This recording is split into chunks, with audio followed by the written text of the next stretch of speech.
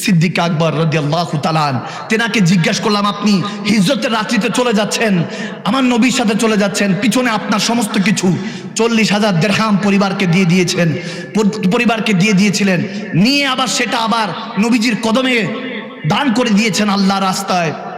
3,000 দিরহাম নিয়ে নবীজির সাথে সফরে রওনা দিয়েছেন।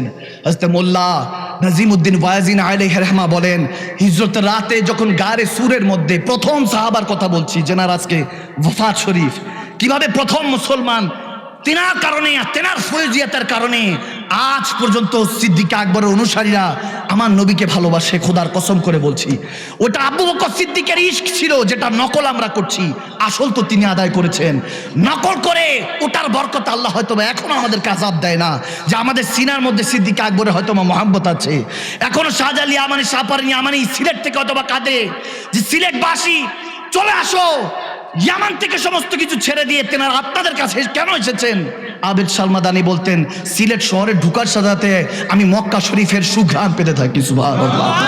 এই সেই সিলেট, এই সেই হবিগঞ্জ, শায়েস্তাগঞ্জ, এই সেই চুনারুঘাট, এই সেই আশেপাশে যে জায়গার মধ্যে আলে পাকরা হেঁটেছেন আর বলেছেন মক্কা নগরী সুগন্ধি পাই, যেখানে মক্কা কোথায় আর কোথায় সিলেট। এটাই তারা তো লন্ডন বলেছে, বাংলাদেশের লন্ডন বলা হয় সিলেটকে। কেন বলা হয়?